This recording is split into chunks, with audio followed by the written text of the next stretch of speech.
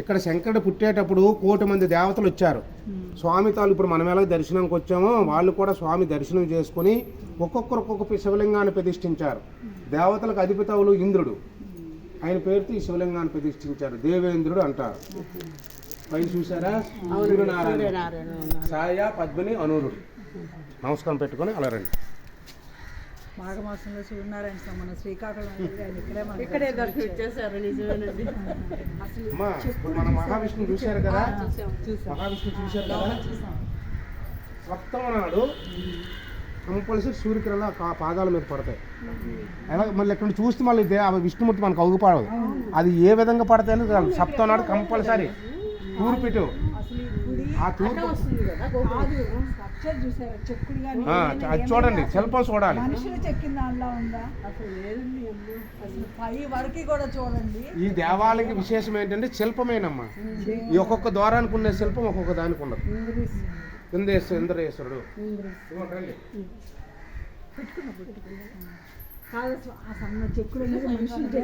అన్ని ఇక్కడ స్వయంభవే.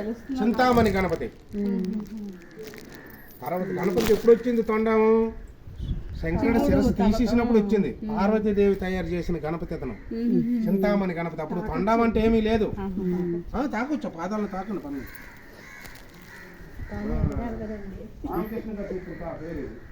పార్వతీ మాత తయారు చేసింది పసుపు నలుగు పిండితో. నాలుగు పిండి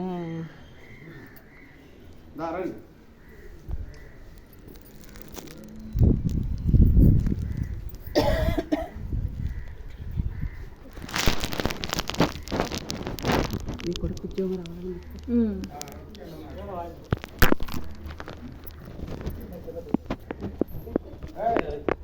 రాజగోపాలం ఆయిల్ బాటిల్ తీసుకో. మహావిష్ణుది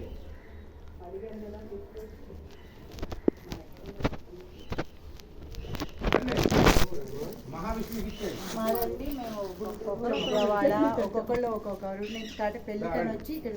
బొబ్బిల దగ్గర పెళ్లికి వచ్చాం. బొట్టు పెట్టుకున్నారా? ఇది పెట్టుకుంటే వెళ్ళండి. దుండి అంటే 2 గణపతులు. కాశీలో కూడా ఉంటాయి దుండి గణపతులు. దుండి అంటే 2, ఒక పీఠ మీద 2 గణపతులు. మనకు లోపల నుంచి చూస్తే ఒక గణపతి దర్శనం ఇచ్చింది కదా పంచాయస్థానంలో. ఆదిత్యం, అంబికా, విష్ణు, గణనాథం, మహేశ్వరం. ఈ గణపతి కనిపిస్తుంది అనమాట. దుండి అంటే ఒకే గణపతి. కాశీలో కూడా దుండి గణపతులు ఉంటాయి, ఇక్కడ కూడా దుండి గణపతి కాదు. లోపల నుంచి చూస్తే ఒక చిన్న గుడి గణపతి కనిపించారు. ఇంత గుడి అని కానీ లోపల కానీ గణపతిలో చూసారా? అసలు గుడి స్వామి సంకల్పం. మరి సాక్షి గణపతి ఉంటారు, ఎక్కడ ఉంటారు సాక్షి గణపతి. పాదాలు తాకి నమస్కారం పెట్టుకోండి.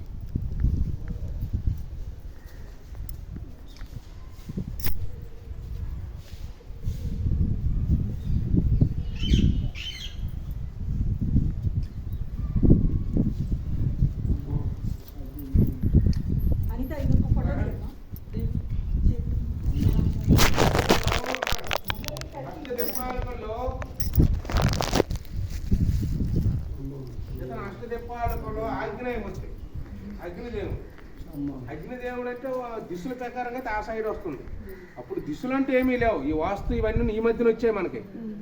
అర్థమైందా? అష్టదిక్పాలకులు ఆగ్నేయమూర్తి అంటే అదనమాట. నిర్ణయించుకొని ప్రతిష్ఠించారు అంతే. ఆగ్నేయమూర్తి. ఇంకోటి చూడండి, డిజైన్ చూడండి.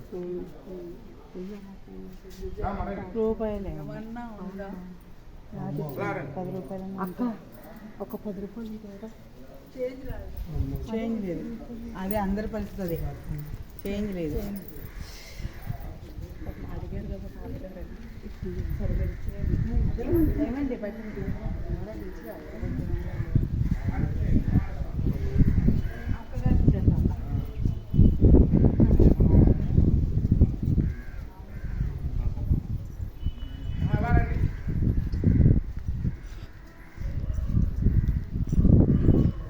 కార్తికేయుడు, ఈశ్వరు కుమారుడు, సుబ్రహ్మణ్యేశ్వరుడు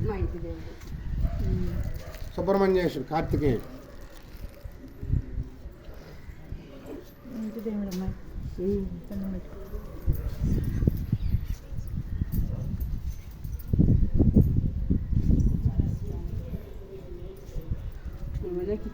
అంటే మీరు వస్తేనే నేను చెప్తే మీకు అర్థమవుతుంది. అందుకు మన మీకు ఇబ్బంది అవుతుంది. ఇతను భృంగీశ్వరుడు. శివుడి ప్రేమైన భక్తులవులు నంది, భృంగి, చండి. ఈయన ఏం చేసేవారు, రోజు కూడా ప్రదోషకాలం వెళ్ళి కైలాసం వెళ్ళి ఒక్క శంకరుడికే నమస్కారం పెట్టేవాడు. పక్కన పార్వతీమాత ఉంది కానీ ఒకనాడు కూడా ఆవిడకి ఏమమ్మని కూడా కనీసం పలకరించలేదు. ఒకప్పుడు అన్ని రోజులు ఒక్కలాగా ఉంటుంది. ఒక రోజు స్వామి పార్వతీ పరమేశ్వర్ కైలాసం ఉండేటప్పుడు ఈయన వెళ్ళి శంకరు నమస్కారం చేసుకుని వచ్చేస్తానికి పార్వతీమాతకి ఏం అనలేదు. ఆవిడ కోపం వచ్చి ఏం చేసింది, ఆయనలో ఉన్న శక్తిని తీసుకుంది. శక్తి ఎప్పుడు తీసుకుంది అక్కడే దబ్బును పడిపోయాడు. అప్పుడు శంకరుడు ప్రార్థించాడు. శంకరుడు ఏం చేశాడు, మూడో కాలు ఇచ్చాడండి. మూడో కాలు ఇచ్చాడు. మూడో కాలు ఇచ్చినప్పుడు కూడా మూడో కాలు ఉన్న శక్తిని కూడా పార్వతీమాత తీసుకుంది. అప్పుడు మళ్ళీ ఏం చేశాడు, మళ్ళా పడిపోయాడు. అమ్మ నా తప్పును మన్నించని అప్పుడు ఆ అమ్మగారికి నమస్కారం పెట్టాడు అనమాట. నమస్కారం పెడితే అప్పుడు మళ్ళీ ఆ శక్తిని ఇస్తే తీసుకొని మళ్ళీ నిల్చున్నాను. ఇద్దరం ఒకటే అని అదనమాట. నంది, భృంగి, చండి ఈ ముగ్గురు కూడా ఎప్పుడు కూడా శివజ్ఞానంలోనే ఉంటారు. నందికి వెనక వైపు తాకాలి, స్వామికి కాలు తాకాలి పాదాలకి.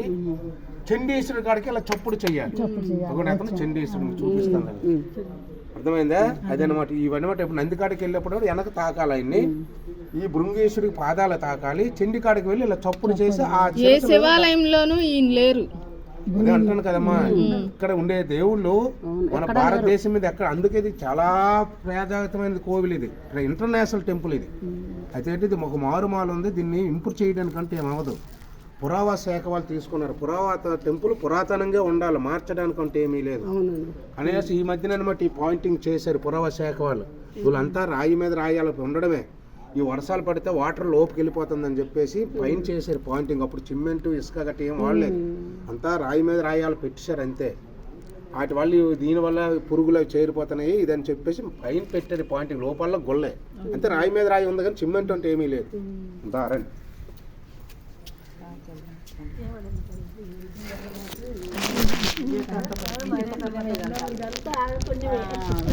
ఆయన నడిపించుకున్నాడు. అదే పెళ్లికి రావడంలో ఈ దేవుళ్ళు యమేశ్వరుడు పైన చూసారా, పార్వతీ పరమేశ్వరుడు. అప్పుడు కళింగ రాజుల యుద్ధం అన్నమాట ఇది. ఇదంతా ఒకప్పుడు కళింగ రాజ్యమే ఇది. ఇక్కడికి వెళ్ళి ఆ శిఖర దర్శనం చేయండి.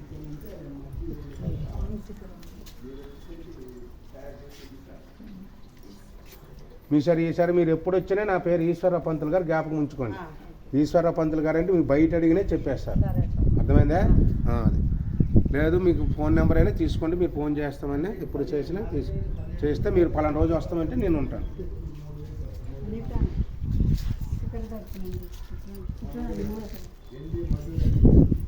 ఇది పూరిలో చక్రం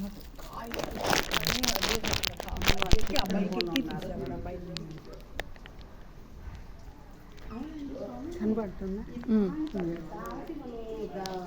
చేయకూడదని చెప్పేసి పైన గర్భాలను దీనితో ఇస్తారనమాట.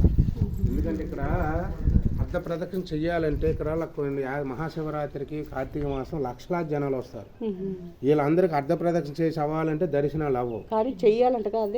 చెయ్యాలి కానీ మనకు అనుకూలం ఉండేటప్పుడు చెయ్యాలి. అందుకే అది లేకుండా ఇదని చెప్పేసి అండర్ గ్రౌండ్ ఇస్తారనమాట.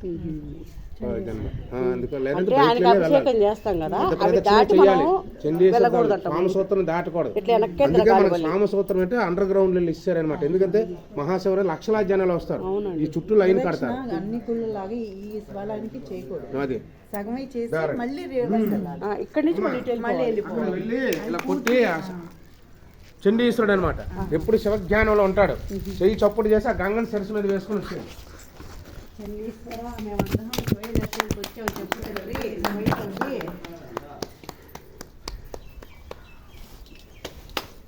శిరస్సు మీద వేసుకుని వచ్చాడు.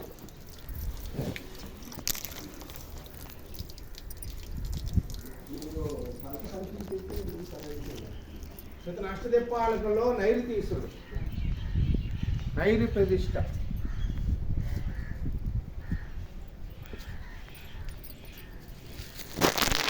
బయలుదేరి పూర్తి లేదు కానీ మనం చూసారా పైన పార్వతీ పరమేశ్వరులు పట్టాభిషేకం. అంటే కాశీలో కుంభమేళం అవుతుంది. ఇప్పుడు ఎలా కుంభమేళ అవుతుందో అప్పుడు కూడా కాశీలో కుంభమేళ అవుతుంటే ప్రజలందా వెళ్తున్నారు. అప్పుడు శంకరుడు ఇంటికాడు లేడు, అనేక జీవరాశులకు ఆహారం వేయడానికి వెళ్ళిపోయాడు. వెళ్ళిపోతున్నప్పటికీ వీళ్ళందరూ ఎక్కడికి వెళ్తున్నారు, కాశీలో పుష్కరాలు పడ్డాయి వెళ్తున్నాం అంటున్నారు. ఈవిడ కూడా కొంత ధనాన్ని పట్టుకుని వాళ్ళతో సమానంగా వెళ్ళిపోతుంది పార్వతీదేవి. శంకరుడు ఇంటికాడికి వచ్చేటప్పటికి పార్వతీదేవి లేదు. ఏమైందని చూసేటప్పటికి ఈవిడ కూడా జనాల్లోనే ఆవిడ కూడా నడిచి వెళ్ళిపోతుంది కొంత ధనాన్ని పట్టుకొని. అప్పుడు వెళ్ళి పార్వతీదేవికి చెప్పాడు, దేవి అక్కడెవరు ఎక్కడ నేను అని అన్నాడు. తొడ మీద కూర్చుండబెట్టి చెప్తున్నాడు. చెప్పిదనమాట పార్వతీదేవి నమ్మదు. అప్పుడు ఏం చేశారు, బ్రహ్మ విష్ణు మహేశ్వరులు చెప్పారు, అప్పటికీ నమ్మదు. సప్త ఋషులు చెప్పారు, అప్పటికీ నమ్మట్లేదు. అర్థమైందా? సూర్యుడు చంద్రుడు చెప్పారు, సూర్యుడు చంద్రుడు వీళ్ళు చెప్పిన అప్పటికీ నమ్మదనమాట. నమ్మపోతే అప్పుడు నందీశ్వరుడు అనమాట. చూడండి ఆ ముఖం మీదకి పెట్టి అమ్మ బాబు గారు చెప్పింది నిజమేను, అబద్ధం కాదని చెప్పితే అప్పుడు పార్వతీదేవి నమ్ముతుంది. నమ్మేటప్పుడు ఎంత అబద్ధమాడి అని చెప్పి శంకర్ తాలు ముఖము చిగ్గుతో చూడలేక పక్కన అద్దం ఉందో చూడండి, అద్దంలో చూస్తుంది శంకరుడు ముఖాన్ని. ఇంత చెప్పినా శంకరుడు మాట నమ్మలేదు కదా. శంకరుడు ముఖం చూడడానికి చిగ్గుపడి అద్దంలో చూస్తుంది అనమాట శంకరుడు ముఖం.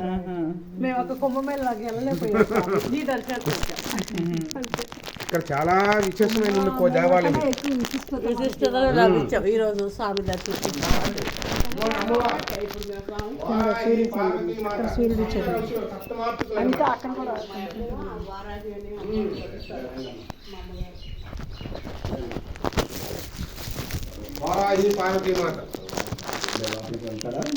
చేస్తారా అమ్మవారికి పసుపు కుంకాలు తెచ్చుకోండి.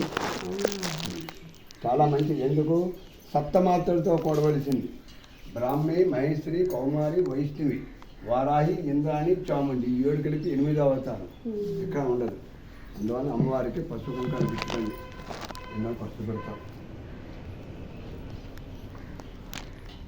వారాహి అమ్మవారితో పెట్టుకుని పూజ చేయకూడదంట, నిజమేనా? వారాహి అమ్మవారిని ఇంట్లో పెట్టి చేయాలి, ఆ తర్వాత తీసేయాలి అంటారు. అమ్మా ఇతను చూసారా, కాలభైరవుడు. కాశీలో ఉపాధం ఉంటుంది, ఇక్కడ ఉపాధం ఉంటుంది. తన పేరే కాలభైరవుడు. అంటే కాశీలో ఉపాధం, ఎక్కడ ఉపాధం అంటే దీని అర్థం కూడా ఇక్కడ ఉంది. కాశీలో కూడా ఎడం కాలు ఉంటుంది, అందుకే అది ఉత్తర కాశీ అంటారు. ఇక్కడ ఇది కుడికాలు ఉంటుంది కాబట్టి దక్షిణ కాశీ. చూడండి, ఇది కుడికాలు, అందుకే ఇది దక్షిణ కాశీ అంటారు. అక్కడ ఎడమ కాలు ఉంటుంది కాబట్టి ఉత్తర కాశీ. వీళ్ళంతా కూడా స్వామితాలో సేవకులే. ఇతను ధనవంతరి, అంటే దేవతలకి ఆ డాక్టర్. ధనవంతరి. స్వామి భైరవుడికి రోజు దీపం పెట్టచ్చు కదా? పెట్టచ్చు, తప్పలేదు. అమ్మ ఏంటంటే భైరవుడు కానీ శివలింగం ఏంటంటే పెట్టుకున్నామని కానీ సరికాదు, అటుకి నిత్య ఆధారం ఉండాలి. బయట పెట్టుకోవచ్చు, ఎక్కడైనా నిత్యం కూడా పెట్టుకోవచ్చు. బయట మామూలు వాయు ప్రతిష్టేను. అంటే టిఫిన్ తిన్నాక పొద్దున్న స్నానం చేసి పూజ అయినా టిఫిన్ తింటాము, పగల అన్నం తినాలి, సాయంత్రం స్నానం చేసినాక ఇంట్లో దీపం పెట్టుకోవచ్చు. శివకి 9 నీళ్ళు, భైరవుడికి దీపం పెట్టచ్చు.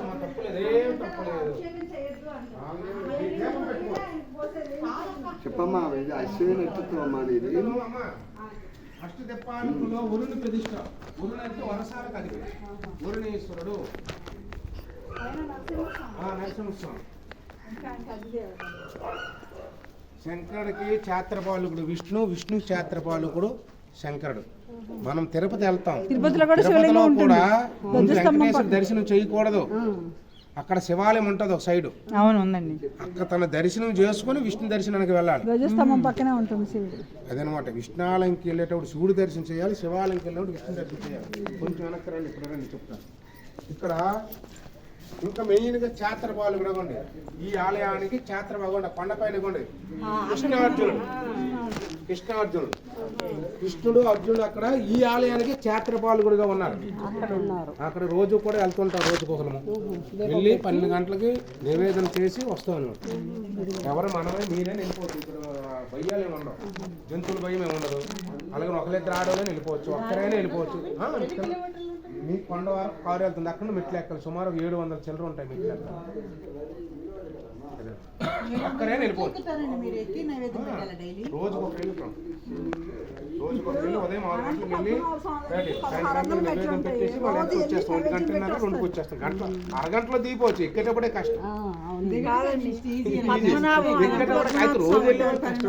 రోజు వెళ్ళి నైవేద్యం పెట్టి ఆయన కిందకి వస్తారు. కింద ఒకసారి ఆయన వెళ్ళే టైంలో నేను వెళ్ళి ఆయనతో పాటు నేను కూడా వెళ్ళి వచ్చాను. ఆ రోజు నాకు మంచినీళ్ళు కూడా అయితే పాప ఆయన పైకి తీసుకెళ్ళి మంచినీళ్ళు ఇచ్చారు. ఎక్కలా పోయాను. వాయు ప్రతిష్ట, అష్టదిక్పాలకులో వాయు ప్రతిష్ట.